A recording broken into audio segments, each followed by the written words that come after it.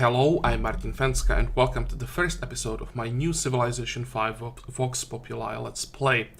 Before we get to the settings and to the game, first quick look on the mods I'll be using. Again, complete Vox Populi mod pack, except this time I upgraded the mods to the newest version.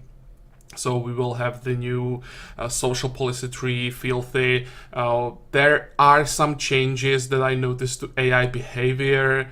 There is a difference in the start that we get a pathfinder instead of a warrior. And there are some more things that I noticed only in like a short test run that I did till like early medieval era. So if there are some more changes later in the game, I don't know anything about them. If there are no new events later in the game, I don't know about them. I'm going like half blind into this because even through the short test run, I noticed quite a few things. So I expect there will be more things later in the game. So hopefully we'll be able to handle them and won't just get destroyed by my lack of knowledge of these changes. Now, when we set up the game, let's go to advanced setup, I will try to use settings that are ideally identical to what we did with China, because one of the things I want to see in this Let's Play is the comparison between the totally broken China and basically anything else, any other civ in the game. How much tougher, how much more difficult it is to snowball any other civilization compared to China. And for this, I'll even pick a civ that can snowball early quite well. To be honest, I don't feel comfortable yet playing a civ that has a weak early game, because it's so much more difficult to play Vox Populi Deity with the civilization that can't snowball early.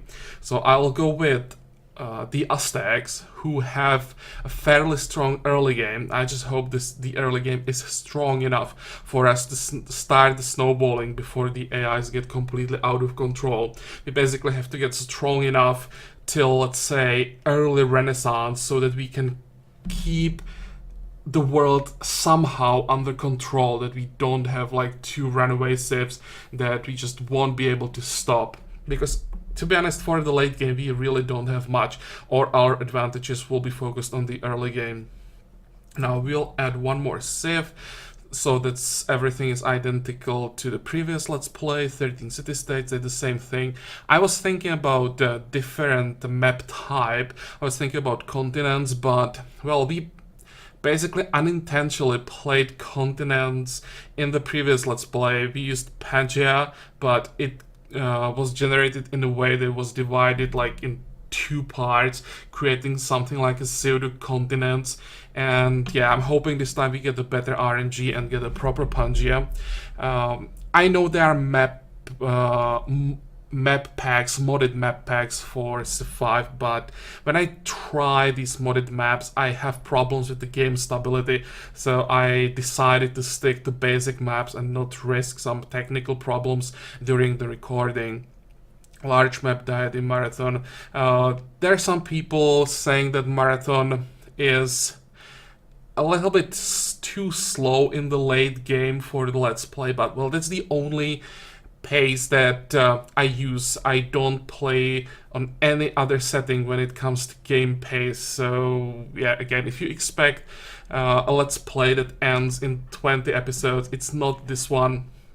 I kinda enjoy these long games, but on the other hand, I agree that in the late game, when the game is basically decided, as it was during the China Let's Play, then this can feel like it takes too long. So maybe next time I will just skip some parts of the late game to speed things up a bit. But we'll see about this, because with non-China civ, we probably won't know if we have won so early. As China, we knew that we won in the Renaissance era, maybe even earlier than that. It definitely won't be like that as non-Chinese civilization, basically.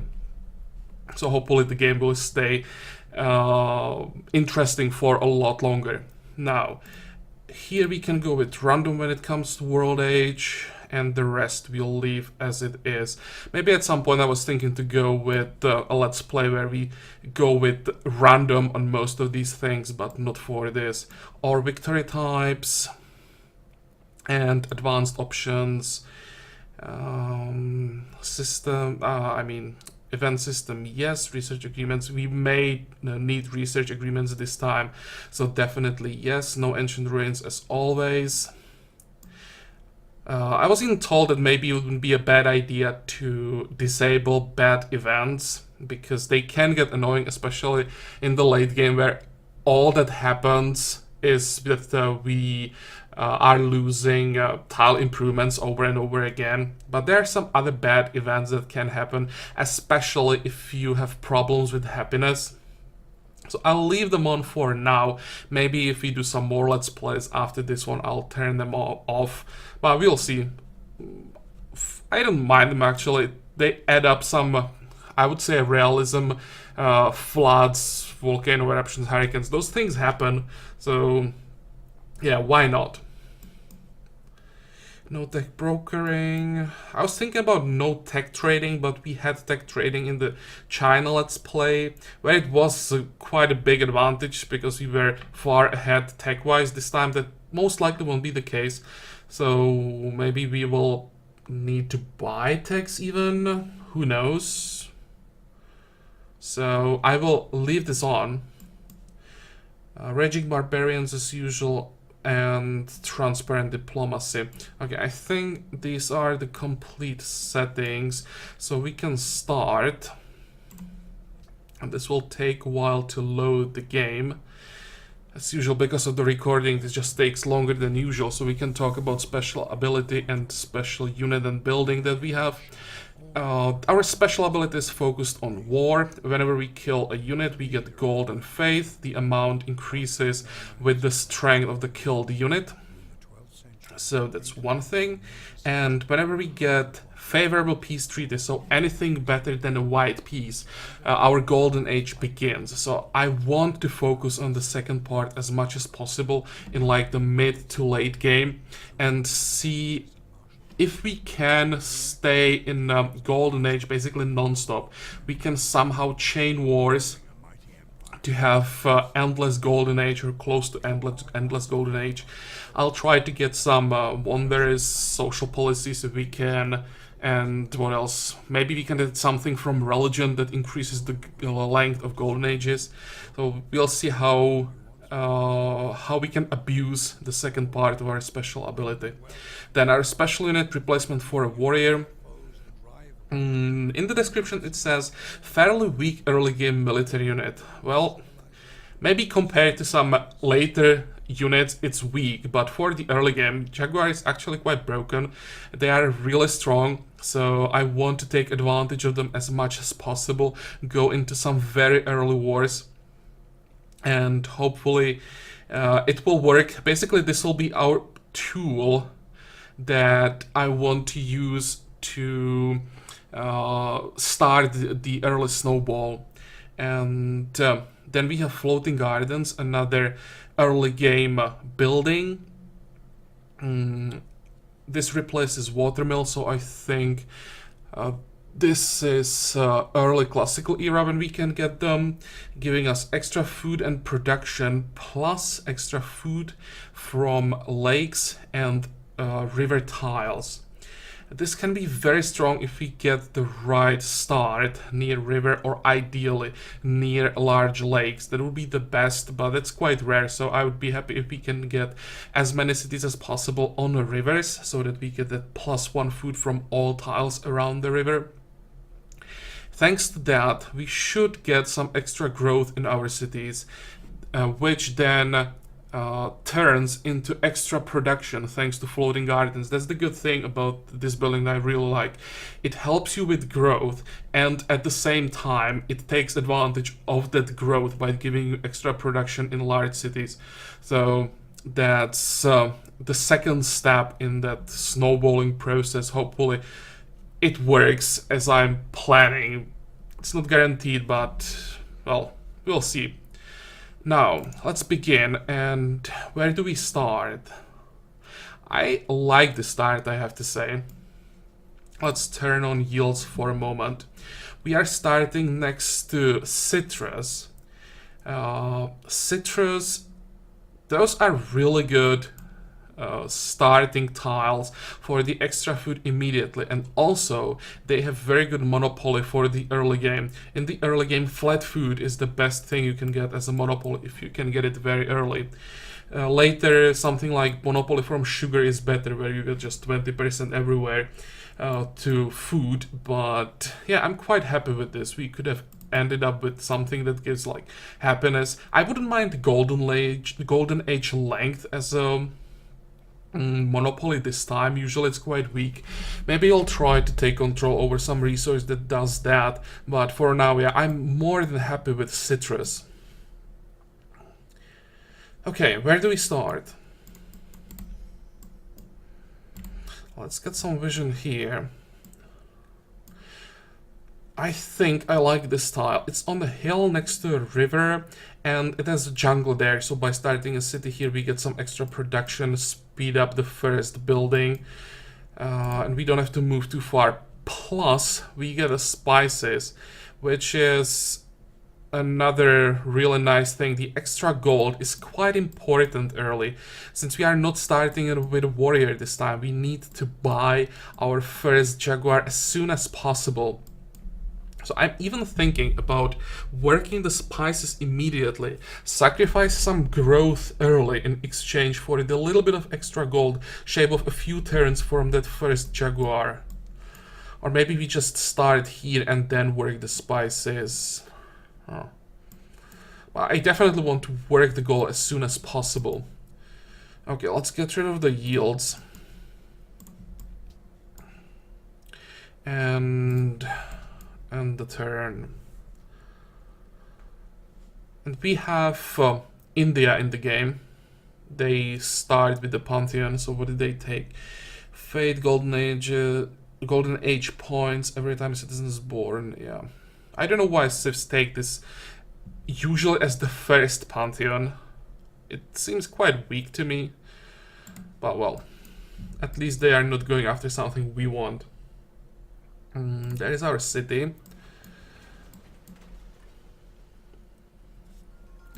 And let's look on the numbers quickly. So we can have 14 turns or 21 turns. Okay, that's a huge difference. That's 33%.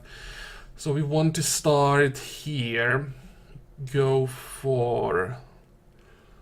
What do we go for next? We want to go for monument. We don't have any resources that give culture as the tile yield. So we need monument as soon as possible. We need to get...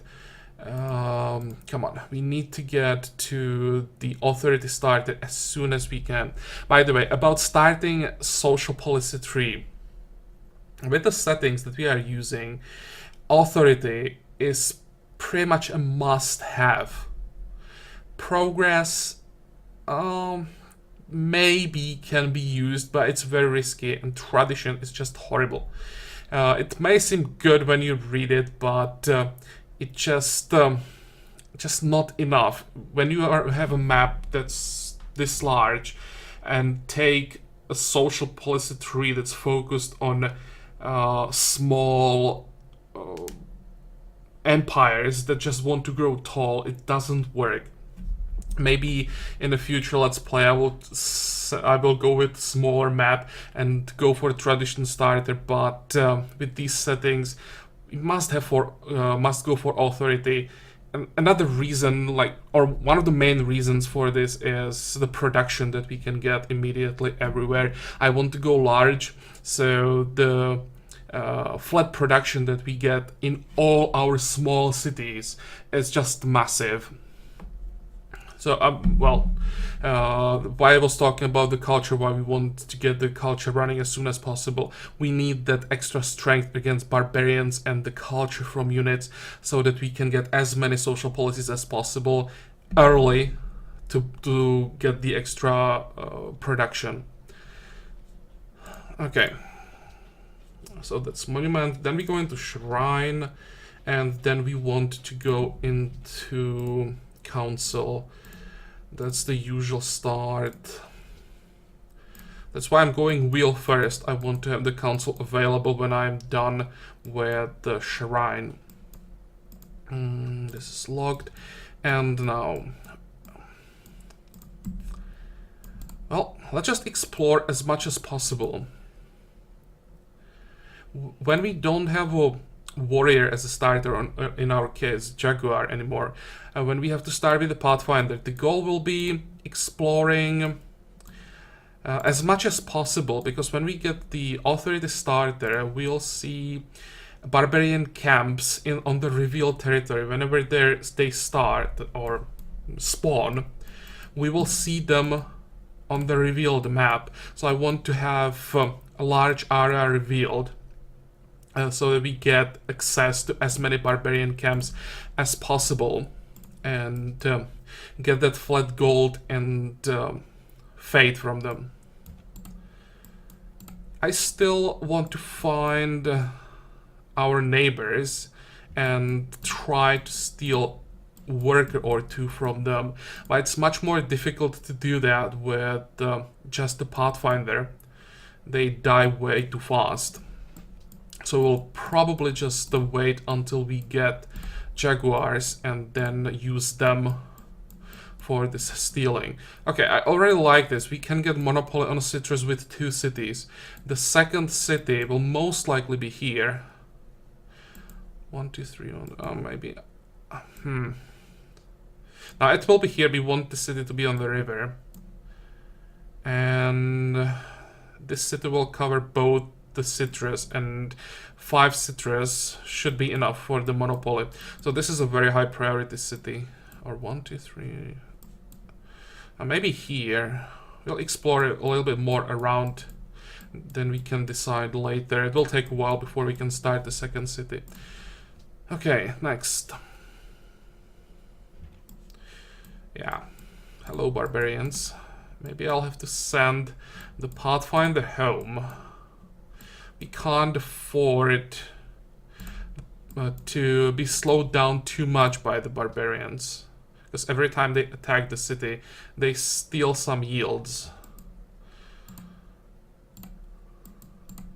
Okay, there is a camp. And yeah, I have to make sure... oh, hey, India. Coming from the north. Let's go north then. Well, barbarians everywhere. Yeah, this is a problem when we are starting with the Pathfinder, that barbarians are now much bigger problem than what it used to be. Oh, hello. When Aztecs started with the Jaguar, that was so much easier. You could start farming barbarians immediately with the Jaguar. Here we have to wait for the first unit that we buy. And we have Russia in the game. I'm not too happy about that.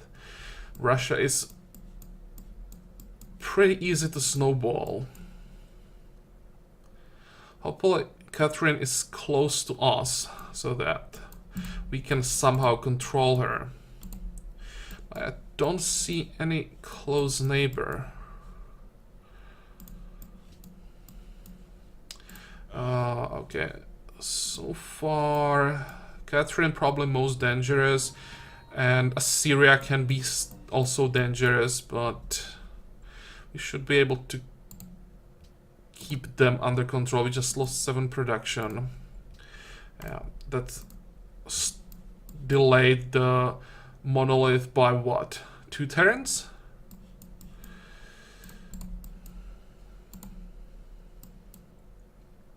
Come on. Oh, there is Russia. Okay, let's go there. We'll find out if she has some warriors around her city. It's already turn 15. Maybe she moved her military away already. Please give me the kill. There.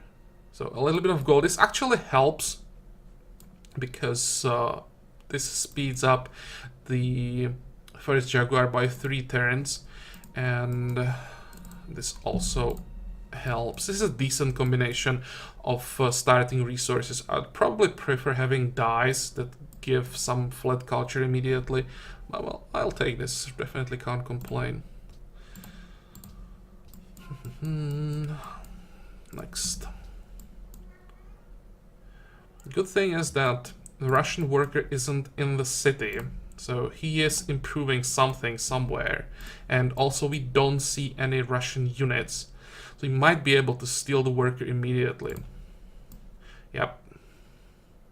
We don't really need him immediately. It will slow down the Jaguar, but we could get a farm on these 2 tiles for now. Sometimes it's not worth stealing the worker immediately when you don't have any tiles that can be upgraded. But before we get him home, then 2 farms, that's like 40 turns. Yeah, in this case, I think we can take him. If there were jungles everywhere around our city without a single tile that can be upgraded immediately, I'd probably pass on the worker. But I think those 2 farms might be worth it. Okay, and I hope there are no warriors here, because if there is 1 warrior together with the damage from the city, we'll probably regret this. So far, so good. Well, I could play it safe and just retreat and only risk them retaking the worker, which maybe I should do, actually. Nah. I don't think there are warriors anywhere. Yeah, 29 damage. This was pretty easy. We even get the promotion from this for that small heal. And now we get out of city range and just go or run away from Moscow as soon as possible. This is also good for another reason, that Catherine won't be able to snowball that early. When you steal a worker from a civ, that definitely slows them down.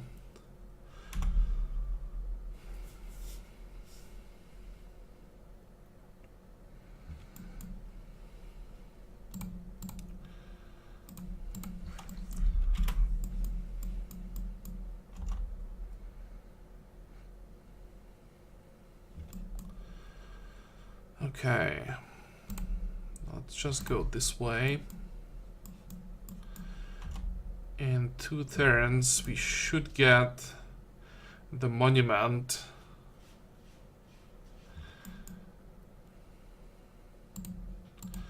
Let's explore a bit while we are running back. Wait, next.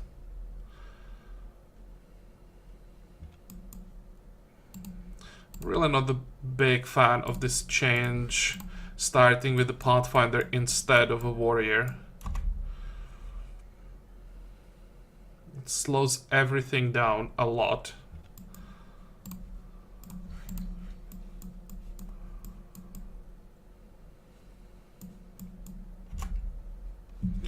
Okay, so far so good. So far no China. We still need to meet 2 more civs.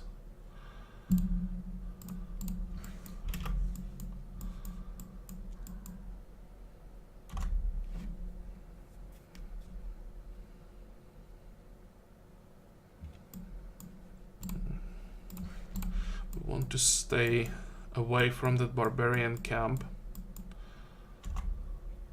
because barbarians, what I noticed, are a little more aggressive in this version. For example, barbarians that are inside of the camp can attack units that are outside. In the previous version, that was extremely rare.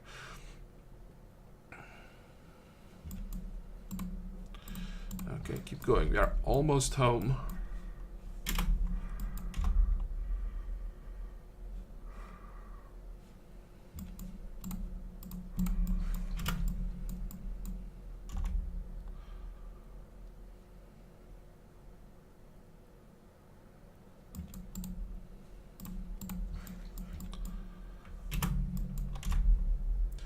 Now we get border growth. And how does it look like with the gold? We still need, how much is that? 4, 8, 12, like 16 turns. That's a long time.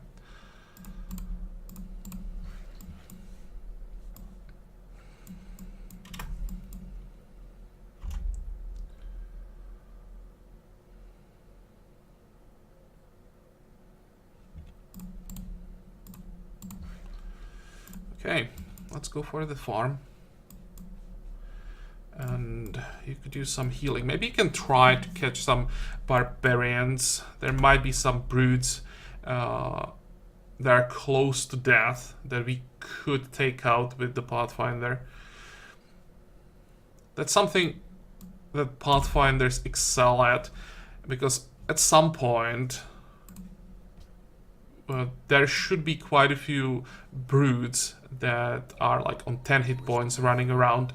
Usually it's hard to catch them with like warriors, but Pathfinders can catch them very easily, so maybe if we get lucky we could find some of those. Okay, pottery next, so that we can get our settlers once we are done with council.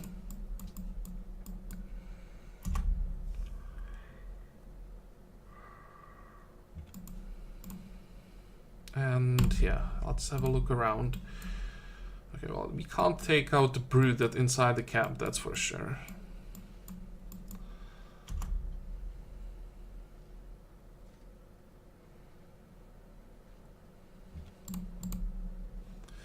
Japan, that's... well, Japan can be very, very aggressive and also snowball easily. But now we discovered everything, so Catherine can be a problem, but we managed to slow her down. William depends on his neighbors. If he gets some good trades early, he can be dangerous. Japan, who knows? And Assyria can also be a problem early, but this is not bad. I think we got quite lucky with the civs that we have in this game.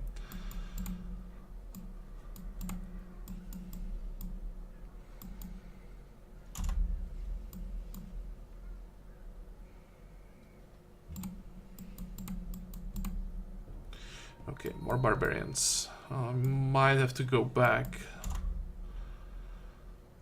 That brute is most likely gonna attack. Yep. Let's stay around. We didn't take that much damage. Maybe you can just sit here, keep healing, and eventually take him down.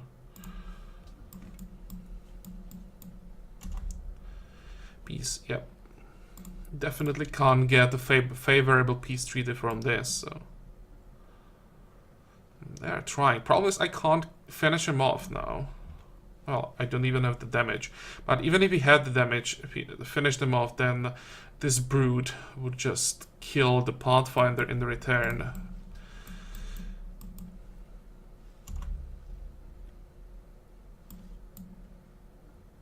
Oh, that's perfect.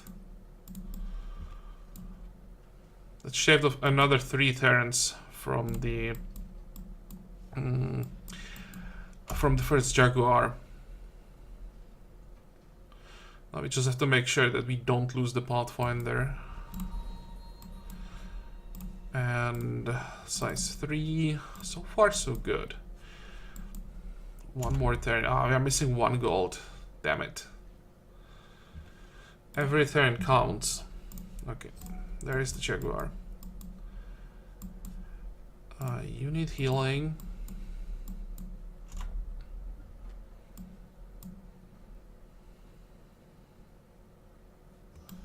And where do we start now? Let's start actually here. That's the closest camp. So barbarians spawning here will be most annoying.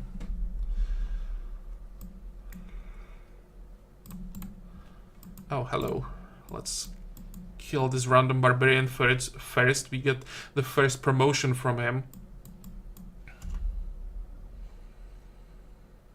And hopefully he attacks us. No, he fortified. But still, let's do some damage.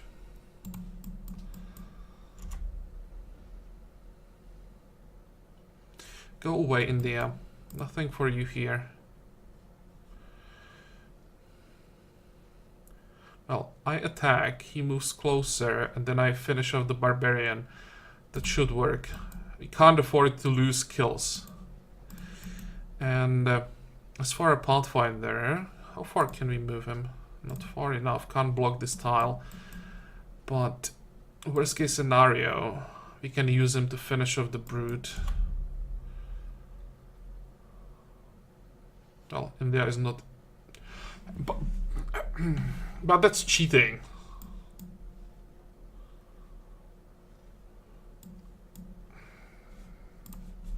Well, we have our promotion.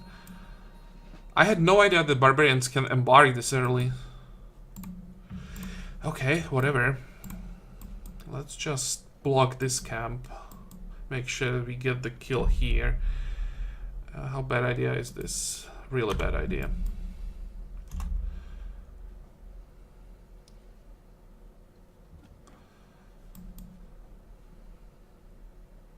Okay, let's heal a bit.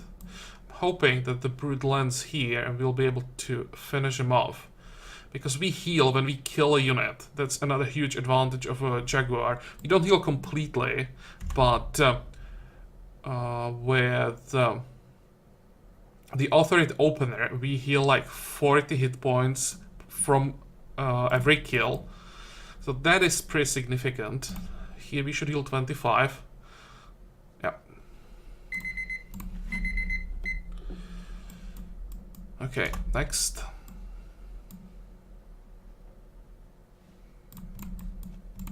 And now we can start attacking. This might be still too early. Oh, why not? It's fine. It's not like he can kill us with the counter-attack.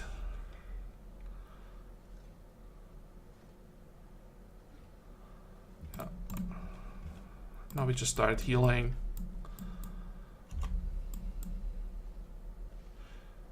How long for a border growth? 23 turns. We capture the camp now. We get how much? We get 41. Oh, we don't get culture. Never mind. Yeah, we still don't have the opener.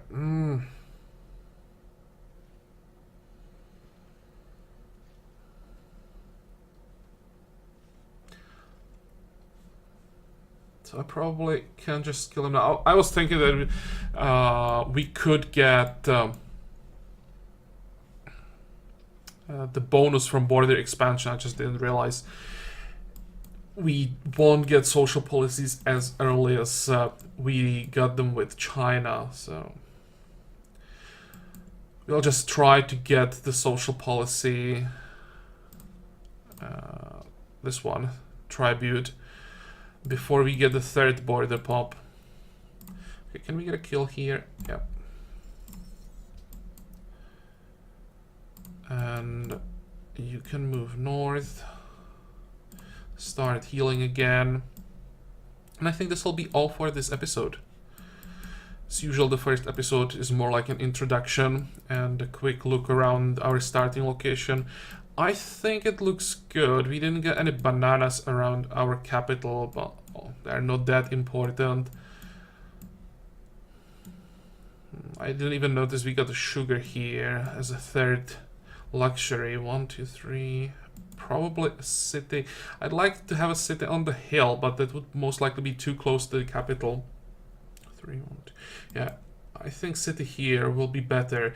So it depends on if there is like an ocean here or if there is a neighbor. May settle here. But the good thing is we can have we have our capital on the river. Our second city will be also on the river. Third city is also on the river. And then we can expand south where is another river, which means pretty significant bonuses from floating gardens, and we have a massive lake. That's another thing I didn't even think about. We can start a city, let's say here. 1, 2, 3, 1, 2, 3. It's like a perfect distance from the capital.